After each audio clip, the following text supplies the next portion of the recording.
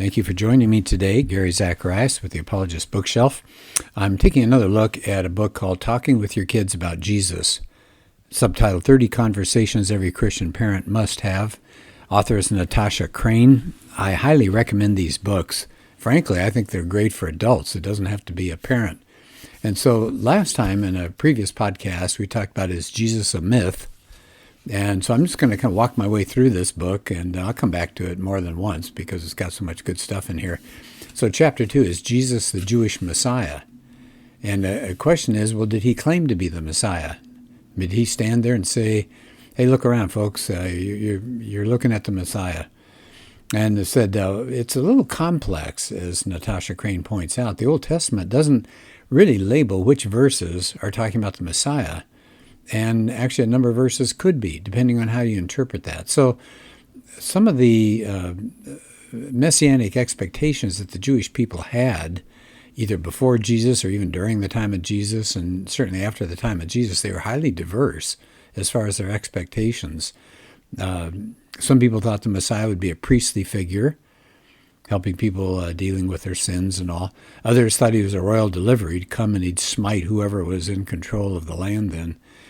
One Jewish group thought there would be two messiahs, and so they were all over the place, but the dominant thought was that there'd be a warrior messiah who'd be a political rescuer. You can understand that the Jews really longed for deliverance from the tyranny of Rome. So it seems like Jesus would come right out and say who he was, but he didn't. In fact, for most of his ministry, he told people to keep signs of his identity a secret. We see that especially in Mark. So what's going on? Well, she says, let's look at three important events that reveal how Jesus saw his identity. So here's the first of three. So we'll start with Mark 8:27 to 31. And Jesus says, who do people say I am? And they say, well, some think it's John the Baptist, others say Elijah. But what about you? He says, who do you say I am? And Peter says, you're the Messiah. And Jesus warned them not to tell anybody. So Jesus is pressing them. Okay, you've seen me. You've heard me. You've seen the miracles. Who am I? What am I? And Jesus didn't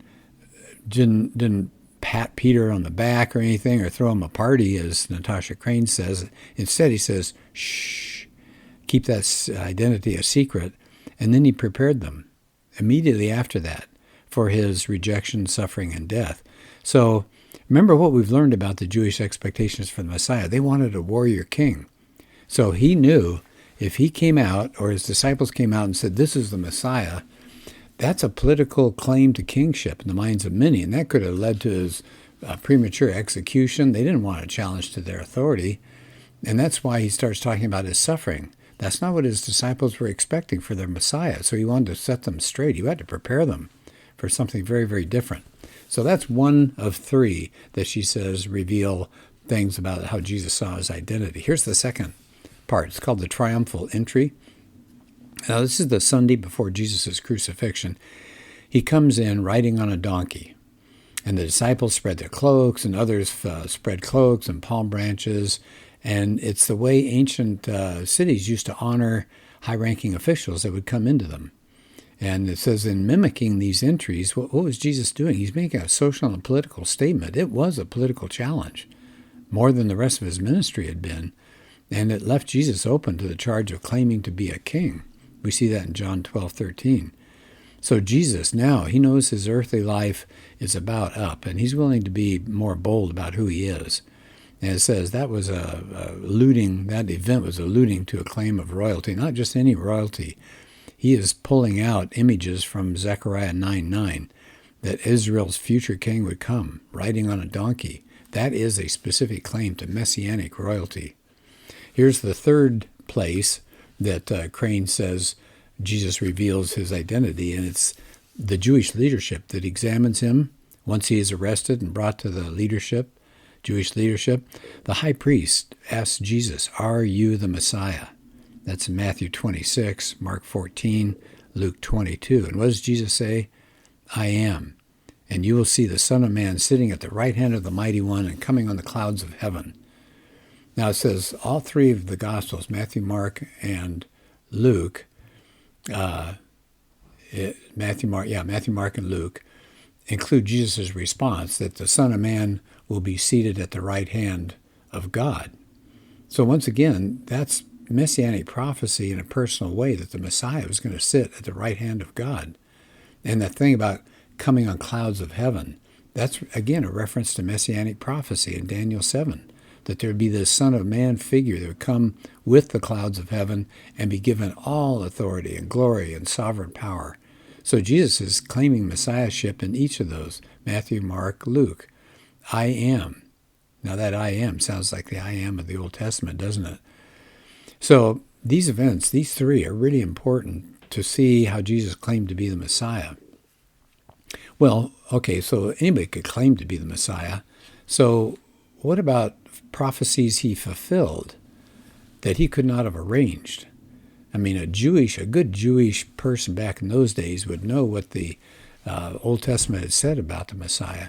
Does Jesus fulfill those things? What did he fulfill? It says, well, it's going to differ depending on who you ask and which passages in the Old Testament they think are prophetic. But they said, how about this? Here's a select group that are probably the most understandable, especially if you're talking to kids. Remember, this book is for Christian parents dealing with their kids. So what prophecies did Jesus fulfill? How about his lineage? He was supposed to be a descendant of Abraham through the line of Isaac, Jacob, Judah, Jesse, and King David.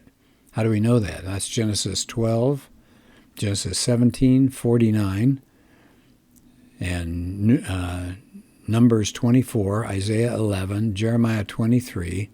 And when do we see the fulfillment? Matthew 1. How about the birth? Here's another thing that was in the Old Testament. It's supposed to be born of a virgin in Bethlehem. We get that in Isaiah 7, Micah 5. When is that fulfilled? The birth of Jesus, Matthew 1, Luke 2.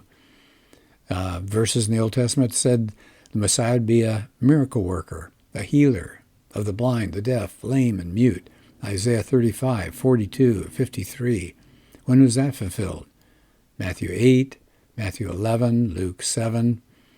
And then the ministry. What's going to happen to the Messiah? Old Testament says he would be rejected by his people with great suffering. That's the famous Isaiah 53. When was that fulfilled? Luke 23, John 12. How about his death? Zechariah 11 and 13 says he would be betrayed by a friend for exactly 30 pieces of silver. When was that fulfilled? Matthew 26. Old Testament says he would be deserted by his disciples. Zechariah 13. We see that fulfilled in Matthew 26. He'd be mocked. That's Psalm 22. When was that fulfilled? Matthew 27. Hands and feet would be pierced. In Psalm 22, fulfilled Matthew 27. That there be lots cast for his garments. Psalm 22, fulfilled Matthew 27. His bones not being broken.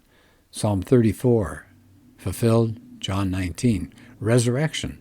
He would be resurrected to God's right hand. We see that in Psalm 110, Isaiah 25. And so all of these things, they said if you just took one of them, maybe that would not be compelling that Jesus was the Messiah, but you put them together, and it says, as she says, look how small the probability of one person fulfilling all of these would be infinitely small, and only Jesus matches the profile. So the implication is that he was the promised Savior of the world, and that the Bible accurately told of his arrival hundreds of years before he was born.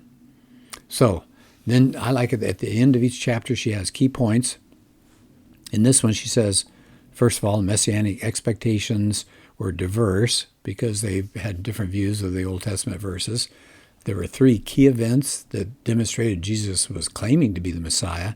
That's Peter's confession, the triumphal entry, and the examination by Jewish leadership.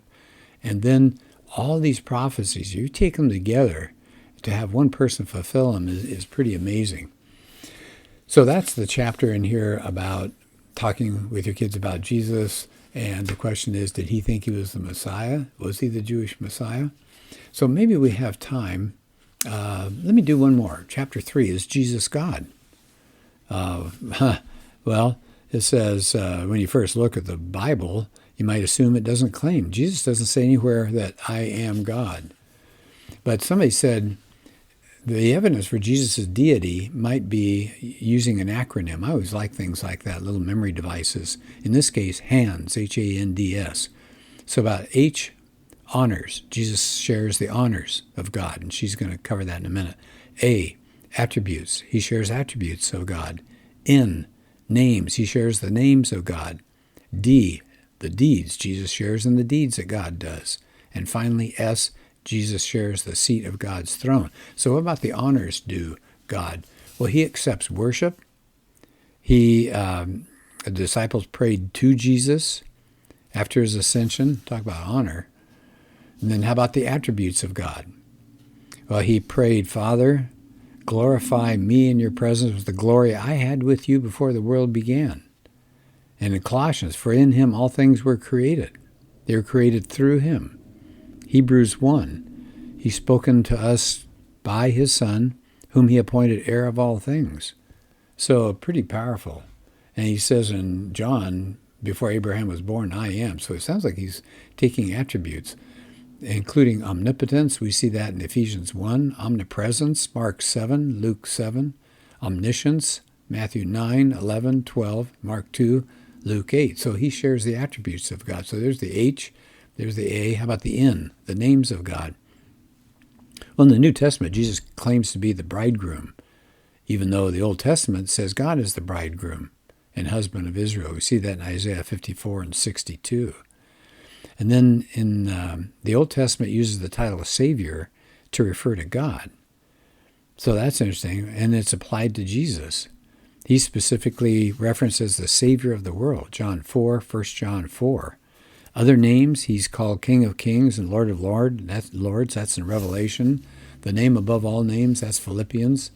The first and the last, Revelation 2. So there's the H-A-N. Here's the D. Jesus shares the deeds. He created all and sustains all. That's Acts 17, 1 Corinthians 8.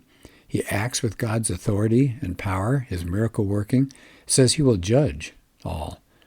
That says God is the sole judge in the Old Testament, Genesis 18, Psalm 7, 50, and 75. But Jesus says he's the judge. That's John 5. And then finally, S, Jesus shares the seat of God's throne. He's pictured as sitting on God's throne in Revelation.